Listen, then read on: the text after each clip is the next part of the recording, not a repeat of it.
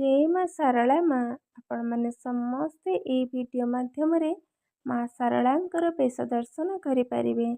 माँ सारଳା माँ जो बेश होते तांकर फोटो मैं वीडियो अपलोड करिछि।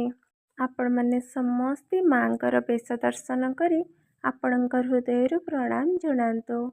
माँ उपर विश्वास रखंतु, माँ सबू ठीक करदेवे। माँ मोर प्रणाम स्वीकार करंतु।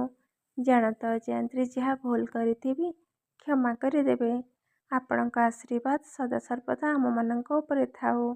आपणकर पणत कान आम समस्त घंट घोड़े रखि थांतु। आपणकर संतान मानक आपण आमको भल बाट देखाई आपण आम पाखे पाखे सब बेले थांतु। सब विपदरे आपदरे आपण आमको सहाय हुंतु। माँ आपणक पाखरे आम शरण पशिचु। जय माँ सारଳା माँ।